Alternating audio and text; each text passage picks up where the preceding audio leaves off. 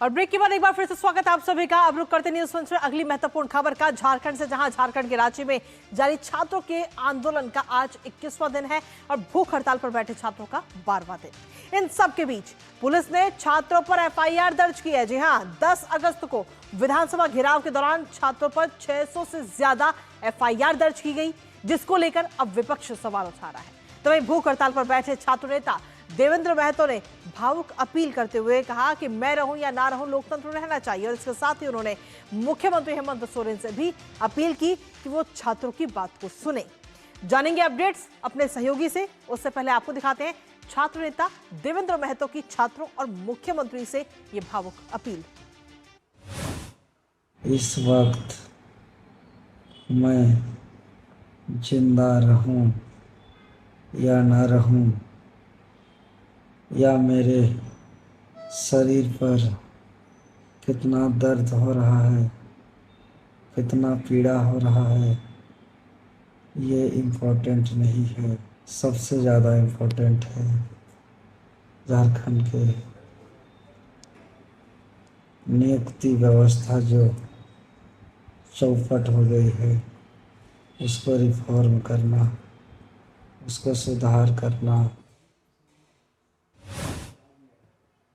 तो ये भावुक अपील हमने आपको दिखाई छात्र नेता की तरफ से, लेकिन इसके साथ ही इस प्रदर्शन पर तकरार और छात्रों पर एफआईआर दर्ज की जा रही है। जी हां, विधानसभा मार्च पर पुलिस की तरफ से ये बड़ा एक्शन लिया गया, जहां आंदोलनकारी जो छात्र हैं उन पर एफआईआर दर्ज की गई है। वो अपनी बातों को मनवाने के लिए वहां पहुंचे थे, लेकिन अब उन पर दर्ज कर दी गई है एफआईआर। और पुलिस ने 600 से ज्यादा एफआईआर दर्ज की है। वहीं आपको बता दें कि छात्रों पर हत्या के प्रयास के भी आरोप लगाए गए हैं और इसके साथ ही पुलिस कर्मियों पर हमले का भी आरोप है और कई धाराओं में कानूनी शिकंजा कसा गया है। तो सीधे तौर पर अब जो धारा इस समय लगाई गई है वो आखिर कौन कौन सी धारा है वो भी आपको बता देते हैं, क्योंकि धाराओं की अगर हम बात करें, धारा 109 है, धारा 115(2), धारा 117(2), 121, 132, ये तमाम वो धाराएं हैं जो छात्रों के ऊपर लगाई गई हैं। ये तमाम धाराएं छात्रों पर लगाई गई हैं और इसके साथ ही आपको बता दें कि छात्रों के ऊपर 121, 132 ये धाराएं लगाई गई हैं। यहाँ तक कि हत्या तक की धारा छात्रों पर लगा दी गई है।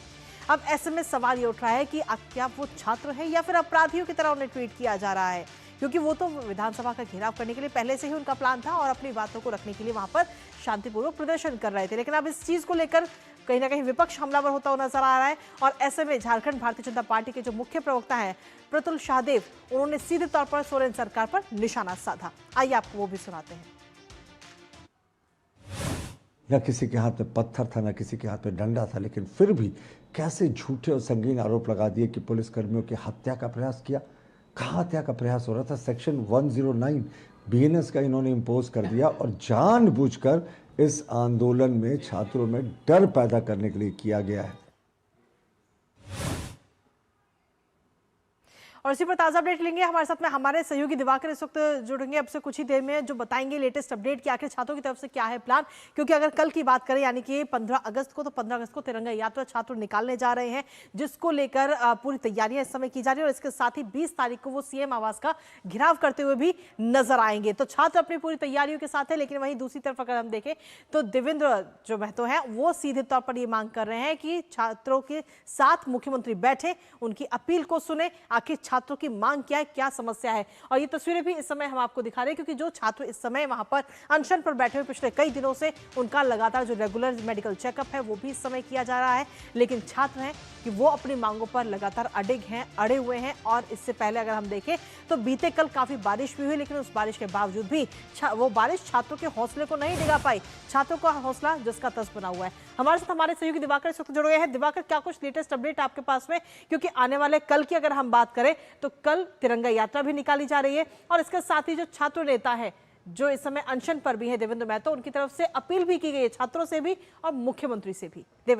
दिवाकर, देखिए, लगातार जितने भी छात्र प्रतिनिधि हैं, छात्र नेता हैं, विद्यार्थी हैं, सभी मुख्यमंत्री से एक ही अपील कर रहे हैं कि अब आंदोलन बहुत लंबा हो गया, 21वें दिन में चला गया। हमारे कई साथी 11 दिन से भूख हड़ताल पर है, सबकी तबीयत खराब हो गई, 4 लोग अस्पताल में भर्ती हैं। अब मुख्यमंत्री साहब हम लोगों की सब्र का सीमा जो है वो टूट रहा है। कृपया आप संज्ञान लीजिए।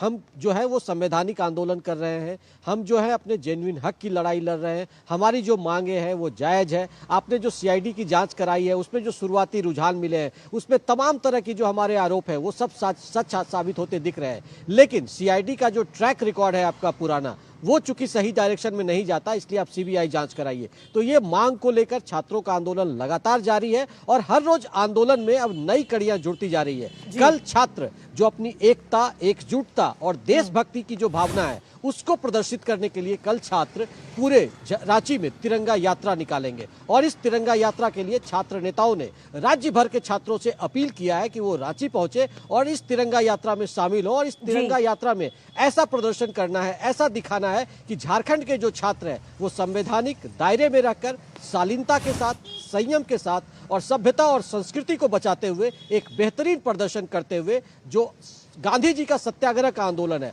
उसी रास्ते पर अपनी मांग को आगे बढ़ाते हुए अडिग रहेंगे और उसका प्रदर्शन कल किया जाएगा। और छात्रों के नेताओं ने साफ तौर पर कहा है कि जो हम लोगों ने विधानसभा घेराव किया था उस विधानसभा घेराव से भी बड़ा ये कल तिरंगा यात्रा निकाला जाएगा। दूसरी बात जो छात्रों की तरफ से आक्रोश का मुद्दा बनता जा रहा है वो ये है कि 10 तारीख को जो पुलिसिया कार्रवाई हुई है और जिस तरीके से छात्रों पर अप्रताड़ित करने की कार्रवाई हो रही है, आज जो एफआईआर की खबरें आई है, एफआईआर की जो कॉपी निकल कर आई है उसमें जिस तरीके की धाराएं लगाई गई है वो कहीं ना कहीं विचलित करने वाली है और छात्र इससे अब आक्रोशित होते नजर आ रहे हैं। और इसीलिए शायद छात्रों ने अब आंदोलन को कई कड़ियों में बांटने की भी तैयारी शुरू की है कि जल्द ही अब यहाँ पर मास लेवल पर भूख हड़ताल आपको देखने को मिल सकता है। कृतिका, बहुत बहुत शुक्रिया दिवाकर, तमाम जानकारी और अपडेट्स हमारे साथ साझा करने के लिए इस महत्वपूर्ण खबर से जुड़ी हुई।